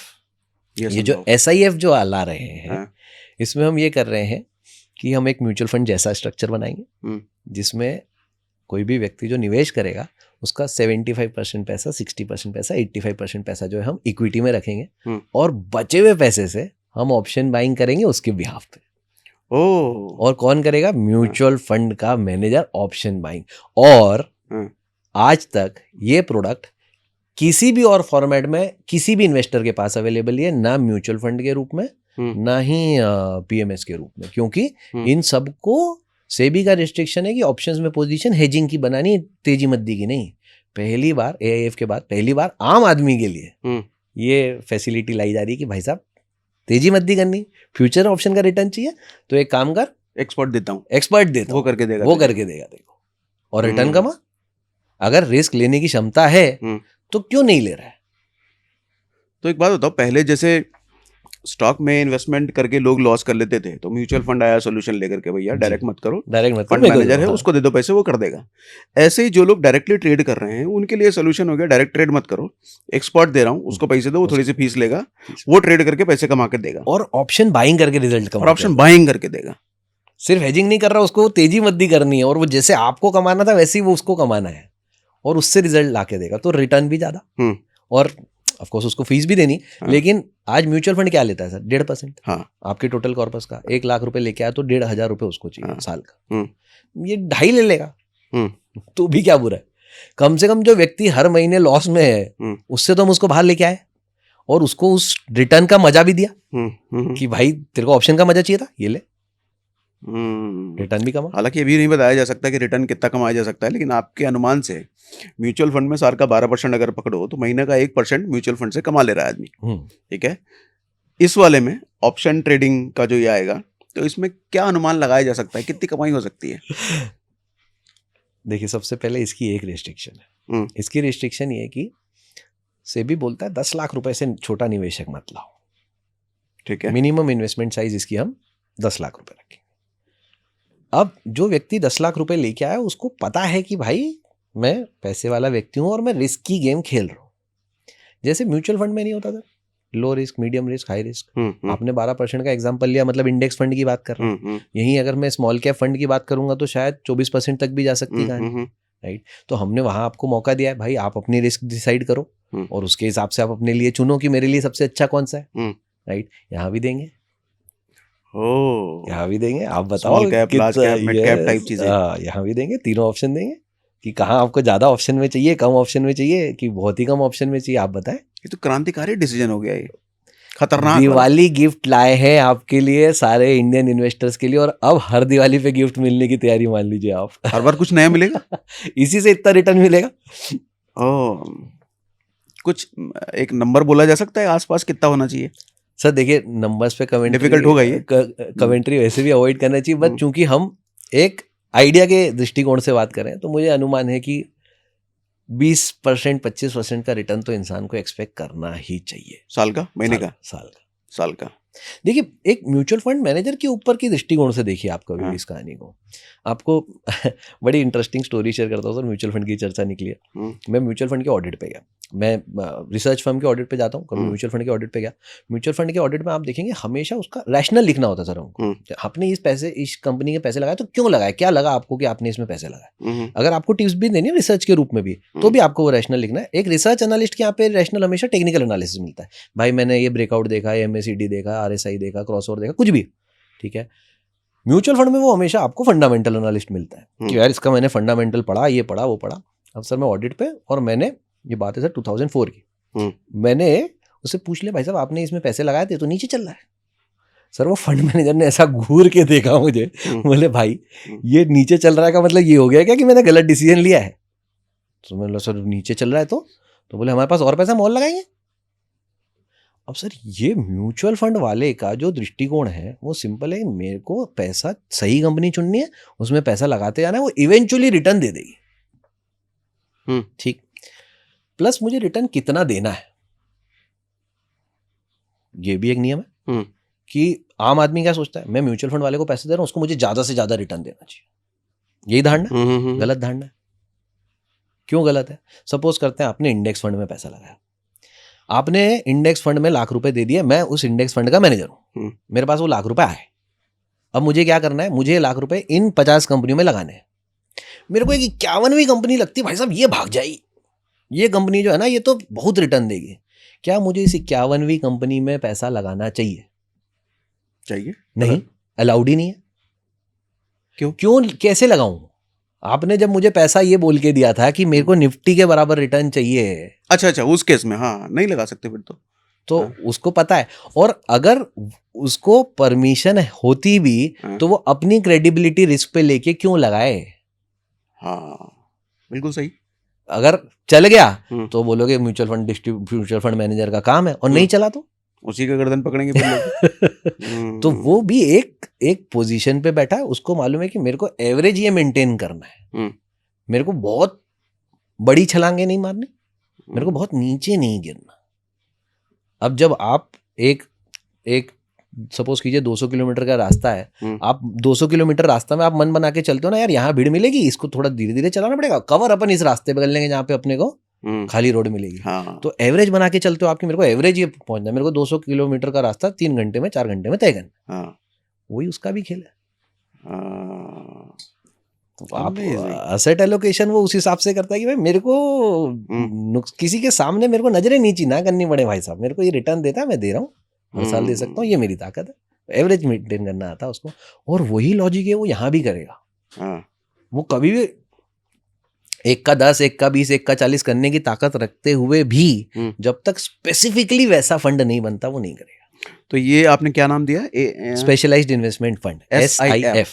तो इसके बारे में थोड़ा सा और बताइए कि 10 लाख मिनिमम चाहिए होगा इसके लिए? 10 लाख इन्वेस्टमेंट जी। अच्छा, 10 लाख देने के बाद जो कमाई होगी वो कैसे होगी? सालाना होगी, मंथली होगी, कैसे होगी? म्यूचुअल फंड के रूप में। अच्छा। जैसा एक म्यूचुअल फंड चलता है वैसा आपका NAV चलेगा, आप जब पैसा निकालना चाहे निकाल सकते हैं, बिल्कुल वैसे का वैसा। अच्छा, NAV होगी इसकी भी? NAV होगी इसकी भी। और हम सबसे ले रहे हैं, पोर्टफोलियो मैनेजमेंट नहीं है कि एक इंडिविजुअल से कॉन्ट्रैक्ट है, सबका पैसा हम एक साथ मैनेज कर रहे हैं।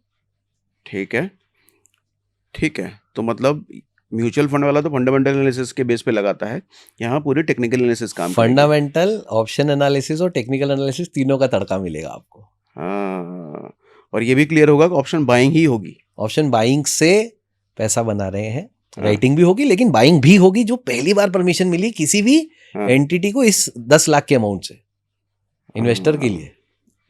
वरना ये फैसिलिटी आज भी अवेलेबल है, लेकिन AIF के फॉर्मेट में, जिसमें मिनिमम 1 करोड़ का इन्वेस्टमेंट है, जो आम व्यक्ति की पहुंच से ऐसी बाहर। ये AIF थोड़ा समझाइए सर। AIF में ऑल्टरनेट इन्वेस्टमेंट फंड है, सेबी का है, ये भी एक मेथड है। जैसे सेबी एक रिसर्च एनालिस्ट को रिकॉग्निशन देता है, स्टॉक एक्सचेंज को रिकॉग्निशन देता है, उसी तरह से AIF को रिकॉग्निशन देता है। तो 3 तरह के AIF हमारे देश में काम करते हैं, कैटेगरी 1, 2 और 3। कैटेगरी 1 AIF जो है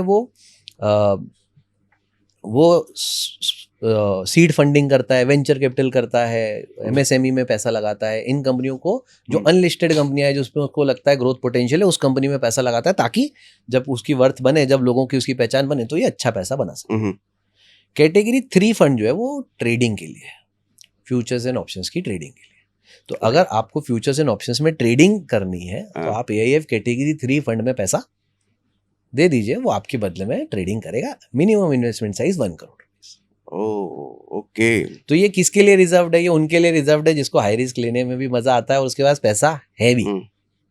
ठीक है यार, मैं तो रिटर्न कमाना चाहता हूँ। और फिर अगेन प्रोफेशनल मैनेज कर रहे हैं इसको। ठीक है। इसकी वर्किंग और SIF की वर्किंग में SIF की वर्किंग मोर ट्रांसपेरेंट है। क्यों ट्रांसपेरेंट है? क्योंकि NAV बेस्ड हो गया।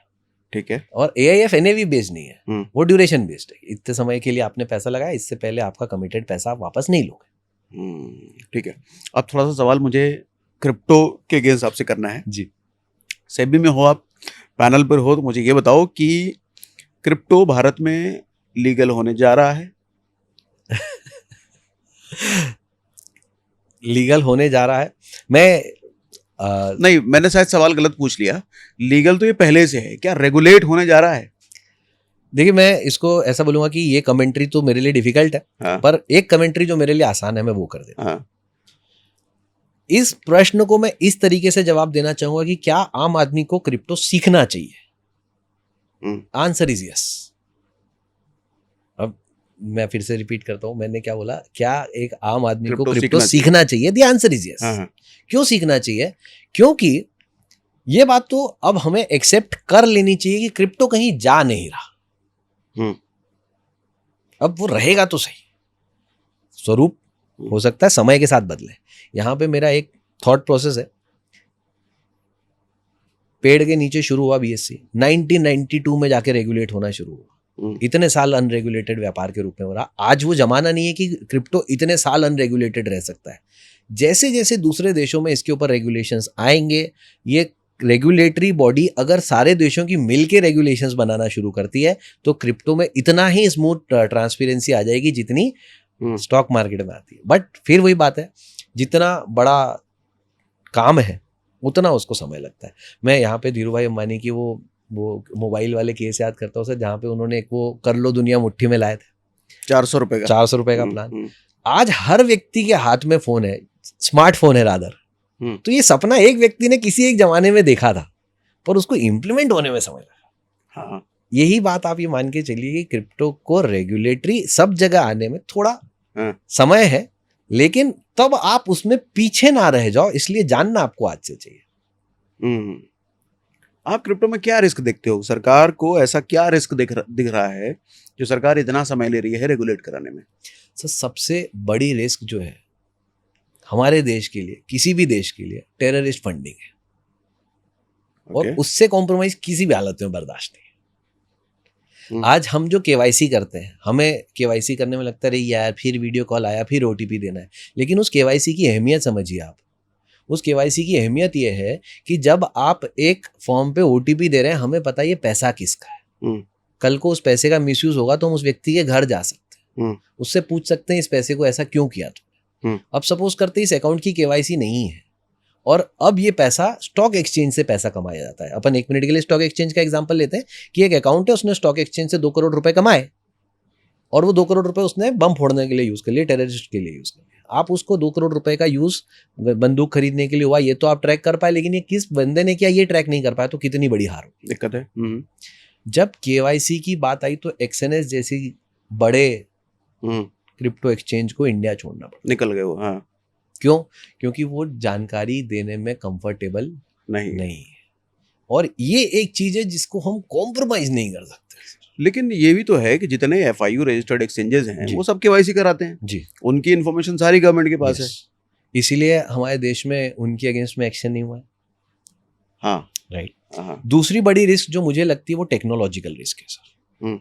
देखिए, हम इस बात को हमें एक्सेप्ट करना होगा कि पिछले कुछ समय में 2 बड़े टेक्नोलॉजिकल अटैक क्रिप्टो एक्सचेंजेस पे हुए हैं। ये बात और है कि दोनों ने उसको अलग अलग तरीके से डील किया। आपके शो पे आए थे सुमित भाई, हमारे इंदौर से, और उन्होंने क्लियरली बोला, उन्होंने अपना प्रूफ ऑफ रिजर्व रखा हुआ था, 4000 करोड़ रुपए उन्होंने बचा के रखे हुए थे, उसमें से 400 देने पड़े। उन्होंने बोला चल मैं खड़ा हूं यार, बड़ी बात है, छोटी बात नहीं है। लेकिन इस चीज को एक्सेप्ट करना होगा कि ये चीज घटी और उसके लिए हम कितने तैयार हैं या कोई भी कितना तैयार है। और अगर आज इस स्तर पे ना घटते हुए सिर्फ इस स्तर पे घटे कि सागर जी के अकाउंट में इतने बीटीसी रखे थे जो अभी नहीं दिख रहे साइबर अटैक के कारण, तब क्या होगा? भले वो सिर्फ 3 घंटे के लिए ना दिखें, तब क्या होगा? क्या हाहाकार हो जाएगी। वो चैलेंजेस को हमें आज एड्रेस करना होगा, इससे पहले कि हम उसको रेगुलेट कर दें। हर स्टॉक एक्सचेंज के ऊपर ये नियम लगा हुआ है, हर ब्रोकर के ऊपर ये नियम लगा हुआ है कि तेरी सर्वर की कैपेसिटी इतनी होनी चाहिए। जब उतना बारीक जाके, इनफैक्ट हमारी धरती पे 7 प्लेट्स हैं, तो अगर आपका एक प्लेट पे पहला सर्वर है तो बैकअप सर्वर दूसरी प्लेट पे होना चाहिए। इतना ध्यान रखता है सेबी जब बात आती है कि कभी अर्थक्वेक आ जाए तो जिस प्लेट पे अर्थक्वेक आया है उसी प्लेट पे तुम्हारे दोनों सर्वर लगे तो दोनों बंद हो जाएंगे। फिर लोगों की ट्रेडिंग का क्या होगा?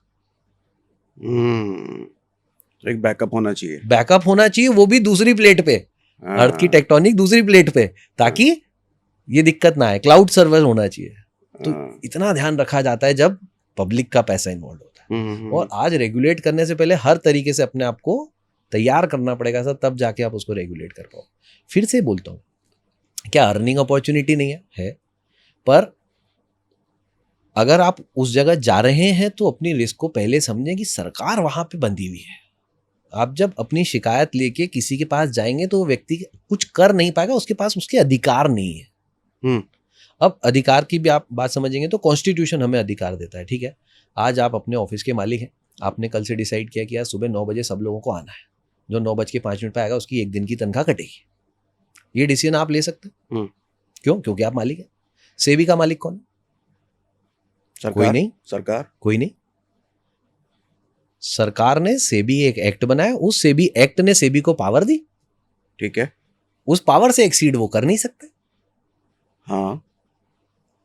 जब तक उसको एडिशनल पावर नहीं दी जाएगी एक्ट के थ्रू, तब तक वो कैसे उसके ऊपर एक्शन ले? तो कौन नहीं दे रहा है पावर? सरकार। पावर देने का भी एक सिस्टम होगा ना सर। देखो ना कैसे समझते, क्या मैं पावर लेने की, या तो वो पहल करें या तो मैं पहल करूं, दोनों में से किसी एक को तो बोलना पड़ेगा। मेरे को भूख लगी खाने के लिए, भाई खाना मंगा दो। या तो आप मुझसे पूछें सुमित भाई भूख लगी खाना मंगा दूं, या मैं आपसे पूछूं कि भाई मुझे भूख लगी खाना मंगा दो। जब तक दोनों ही इनिशिएट नहीं करेंगे तो खाना आएगा ही नहीं। खाना आएगा ही नहीं। और जो इनिशिएट करेगा उसके लिए काम बड़ा है। तो कल को अगर रेगुलेशंस आते भी हैं क्रिप्टो के, तो क्या सेबी के तहत ही आएंगे? ये कोई नई बॉडी बनेगी?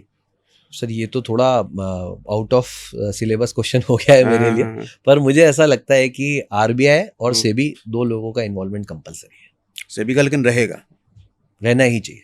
मुझे एक चीज़ नहीं समझ आती, जैसे ऑनलाइन एक्सचेंजेस भी हैं, stock market exchanges, crypto exchanges भी हैं। क्रिप्टो एक्सचेंजेस पर अटैक कैसे हो जाता है, स्टॉक एक्सचेंजेस पर क्यों नहीं होते? मैं उसी की ही बात कर रहा था कि रेगुलेशंस ने एक एक चीज डिफाइन की हुई है। अब मैं टेक्निकल बंदा नहीं हूं सर, मेरे को आईटी नहीं समझती, लेकिन हमारे देश में ऐसे कितने लोग हैं जिनको आईटी समझती होगी। उस व्यक्ति से कंसल्टेशन लेके वो पेपर बनाया जाता है कि यार कैसे बचेगा हमारा देश का पैसा, कैसे बचेगा, पब्लिक का पैसा है कैसे बचेगा। तो वो जब तक वो चीज नहीं आएगी हाथ में, तो जब तक सरकार रेगुलेट नहीं कर रही है, अब रेगुलेशन आने से एक्सचेंजेस की सिक्योरिटी बढ़ जाएगी, तो एक्सचेंजेस के ओनर्स की रिस्पॉन्सिबिलिटी है फिर कि जो रेगुलेशन कर सकता था वो खुद करें। तो क्या ऐसा है कि वो खुद नहीं कर रहे हैं? अब सर देखिए, मैं इस बात में एक छोटी सी मेरी पर्सनल ओपिनियन है, मैं बिल्कुल फ्रैंकली देना चाहता हूँ। आज बारिश आई और मैं यहाँ बैठा हूँ और यहाँ से पानी लीक होने लग गया, तभी हम इसको ठीक करने जाएंगे ना। उससे पहले मुझे थोड़ी मालूम था कि यार बारिश आएगी तो यहाँ से पानी लीक हो जाएगा। जब पहली बार किसी पर अटैक हुआ है उसके बाद ही तो वो प्रोटेक्टिव एक्शन लेगा ना कि यार ये वाली चीज भविष्य में ना घटे, यार ये चीजों की तैयारी करो। और ऐसा सिर्फ क्रिप्टो के साथ नहीं है सर, हमारे स्टॉक मार्केट में मैनिपुलेशन नहीं हुआ क्या? मैनिपुलेशन होते हैं बट अटैक नहीं होते ना। आप साइबर अटैक नहीं होते। साइबर अटैक नहीं है, लेकिन मैनिपुलेशन की बात करें। हाँ। कि एक जमाने में आया साहब पंप एंड डंप बहुत हो रहा है। हाँ। ठीक है, तो आज भी हो रहा है। तो सेबी ने एक्शन लेना शुरू किया। कैसे एक्शन लेना शुरू किया? कोई भी शेयर है उसको एएसएम में क्लासिफाई करो, उसको जीएसएम में क्लासिफाई करो, ताकि लोगों को पता रहे कि यार ये ट्रेड करना है। आप देखते हैं जब भी कोई ऐसा शेयर खरीदने लगते हैं वो बोलता है, अलर्ट आता है ब्रोकर के इस पे कि ये जो शेयर है ये जीएसएम में है, आपको फिर भी लेना है। वो इन्वेस्टर पढ़ता नहीं, वो दूसरी बात है, तो जल्दी में बटन दबाता है कि जल्दी जल्दी चल, लेकिन उसने लिखा कि ये शेयर जीएसएम में है, तेरे को लेना है कि नहीं ये सोच। तो जहां हमें गड्ढा दिखेगा हम उसको भरने की कोशिश सारे ब्रोकर पे नहीं आते लेकिन। हाँ यस, सारे ब्रोकर पे नहीं आते लेकिन ये गड़बड़ है ना, सारे ब्रोकर पे आने चाहिए। हाँ तो देखिए जैसे आज ये बात सामने आई कि हाँ यार ये ब्रोकर्स के ऊपर कंपलसरी किया जा सकता है। हाँ, तो ये बात जब इनफैक्ट कंसेंट लेना चाहिए कि अगर तुम फिर भी खरीद रहे हो तो तुम्हारी जिम्मेदारी है। हाँ यस, इसका पी 4 हफ्ते से 50 के ऊपर चल रहा है, 100 के ऊपर चल रहा है, ऐसा लिख के आता है, लेकिन सब पे नहीं आता। बिल्कुल सही, बिल्कुल सही। तो यही जो गेम है, अब ये धीरे धीरे कोई भी चीज को हम रेगुलेट करते, एक रेगुलेशन के साथ एक और बड़ा विषय भी है सर, डेवलपमेंट नहीं रुकना चाहिए। मैंने रेगुलेट कर दिया, ऐसा बिल्कुल नहीं करोगे और उसके कारण से ग्रोथ रुक गई, फिर वो भी तो हमारी जिम्मेदारी है। एक आबादी बड़ी होना भी हमारे लिए वो है कि कोई भी रेगुलेशन के सारे पर्सपेक्टिव देखने पड़ेंगे। छोटी आबादी है तो कुछ भी बना दो, दुबई जैसे देश वहां है तो कुछ भी बना दो, ये चल जाएगा। प्लस रोल बैक करना आसान है वहाँ पॉलिसी, यहाँ रोल बैक करना आसान नहीं है। रोल लाना मुश्किल है, रोल बैक करना उससे मुश्किल है, अपोजिशन चढ़ जाएगी अलग से। तो सेबी के पैनल पे होने के नाते एक चीज बताइए, सेबी का काम करने का मोड क्या होता है? जैसे कहते हैं कि सेबी बहुत स्लो है, सेबी के एक्शंस बहुत स्लो होते हैं, कई महीनों में है भी स्लो, सच है क्या ये? सर हमारे देश का बहुत सिंपल नियम है, सेबी का नहीं बोलता हूँ मैं, देश का बोलता हूँ। अगर आप कभी भी लीगल सिस्टम की बात करेंगे तो हमेशा क्या कहा जाता है, 100 बेगुनाह बच जाए 100 गुनहगार बच जाए, एक बेगुनाह को सजा नहीं होना चाहिए। यही फॉर्मूला, 100 गुनहगार बच जाए, एक बेगुनाह को सजा नहीं होना चाहिए। जब आप उस प्रोसेस से जाते हैं तो एक व्यक्ति है वो बोलता है साहब मेरे को अगली तारीख चाहिए, मेरे पापा की तबीयत ठीक नहीं है। दूसरी बार आता है बोलता है साहब मेरे को अगली तारीख चाहिए, मेरे घर में शादी है। तीसरी बार आता है बोलता है मेरी तबीयत खुद की खराब है साहब, मेरे को अगली तारीख चाहिए। आप क्या एज अ जज उसको बोल सकते नहीं आज तो सुनाना ही पड़ेगी? नहीं, इंसानियत तो दिखानी पड़ेगी। तो प्रोसेस ऑटोमेटिकली स्लो हो जाती है। जहां हमने सामने वाले व्यक्ति को अधिकार दे दिया कि यार हम तुझे भी इंसान के रूप में मान रहे, तुझे भी हम कल्परेट नहीं मान रहे, जब तक तू प्रूव नहीं हो जाता तब तक प्रोसेस हमेशा स्लो रहेगी। या तो हम डंडा उठा लें, तुम गलत हो, अब तुम प्रूव करो कि तुम नहीं हो। वो हमारे देश का मॉडल नहीं है सर।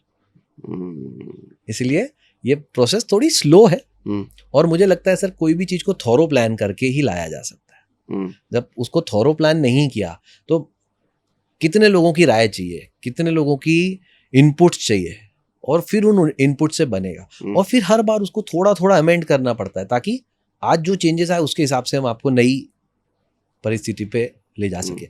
एक अपन एग्जांपल लेते हैं, आज की तारीख में शेरों को मारना इलीगल है, मना है। सपोज करते हैं 10 साल बाद, 20 साल बाद, 50 साल बाद शेरों की आबादी इतनी बढ़ जाती है कि हर जगह पे शेर घुस रहे हैं, फिर क्या होगा? क्या हम फिर भी यही नियम रखेंगे शेर को मारना मना है? नहीं, हमें नियम तोड़ने पड़ेंगे, बदलने पड़ेंगे कि नहीं भाई आपको अपनी जान की सुरक्षा के लिए मारना अलाउड। तो नियम समय के अनुसार चेंज करते हैं, होते हैं, हम सब करते हैं। बस वो ये बात है कि चूंकि धीरे धीरे होते हैं तो इंसान नोट नहीं कर पाता कि यार ये चीज हो गई। ट्रू, कमाल की बातें करते हैं आप। लेकिन अच्छा एक बात बताओ जी, अब थोड़ा सा क्रिप्टो के अगेन फिर से पूछता हूँ।